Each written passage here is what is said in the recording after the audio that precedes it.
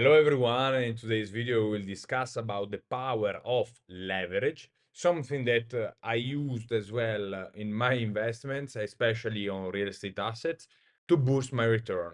Of course, leverage is like a boost towards your return or the return of the asset you invest in, which might be a boost for the positive or for the negative, depending on the performance of your asset.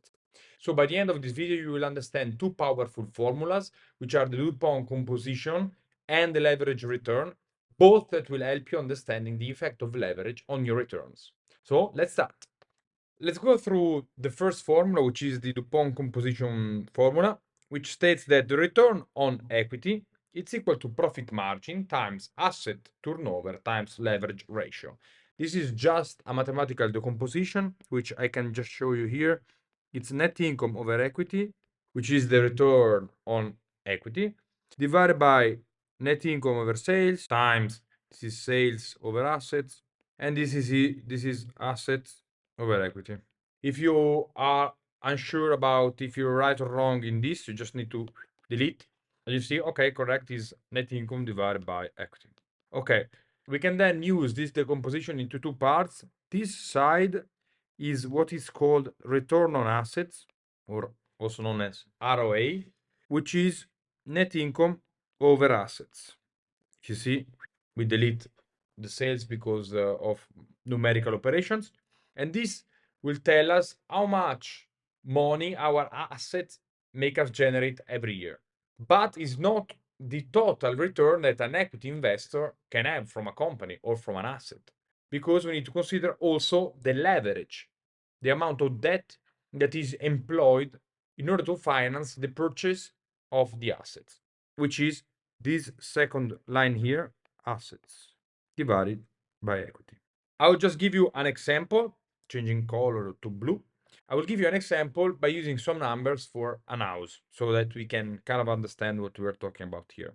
So in the case of an house, the net operating income would be the final earnings that we receive after having paid everything, including the mortgage. So let's say that with our house, we can get 10,000 net operating income every year. And the price that we paid for the house was 200,000. And then we can assume that we paid only 40,000 as a down payment for this house. Okay? So now if we run through the numbers, we see that we will have a 5% return on the house as asset, which means that if we bought the house completely with cash, our return on cash would be 5%. But since we purchase it by using also the bank money, we will have an amplifying effect on the returns of this asset. And this amplifying effect is given by this second section here, which is the leverage ratio, which is a 5x leverage ratio. This would mean that our return would be 5% times 5, which is 25%. And in fact, if we go here, we will see that if we receive 10,000 from a 40,000 investment, it's 25%. The key point here is to understand that this leverage applies both to the positive and the negative. So if we just focus on the income, the leverage seems great, but the leverage comes with a very great danger, both on the income and on the asset side. So if we, in 1 year, for example, we are not able to find someone that rents our house, and we will arrive to a negative number at the end of the year. It can be, for example, minus 2,000. Okay, we can see that this minus 2,000 it's only minus 1% of the initial investment.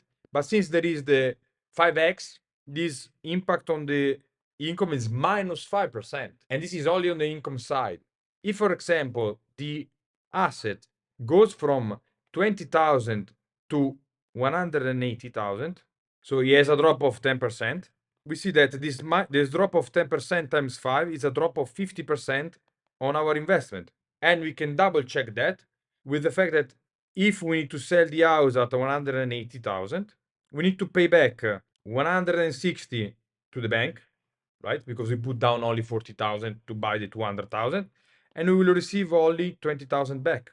So we will lose half of our money if there is a decrease in 10% on the house price. So this we can see how the leverage works both in a positive and negative way for us. So we need to be very careful about how and when we employ that. The second formula also incorporates something that is very useful when analyzing an investment, which is the cost of borrowing. And here this formula of the leverage return put into relationship the leverage return, which is this here, with the return on investment or the asset, with the borrowing cost, and this is an indication of the leverage amount that has been used to finance this investment. So let's go and see the details of it. So if we have a return on an asset that is 10% and a borrowing cost that is 4%, and we take 100,000 in debt for 10,000 that we put down, which means that we'll have a 10 times 10x leverage. We see that our net return after considering the cost of borrowing is a 6%. This shows that our overall return will be a 60% return on the investment if this investment returns 10%. So you can really see that the leverage boosts properly this return. But what happens if we finance this 10% return with a loan that is higher, but we did not realize when we started? So let's say at 12%. Here we can see that the leverage is working against us because we will have a minus 2% and will become a minus 20% return here by multiplying 2% times 10.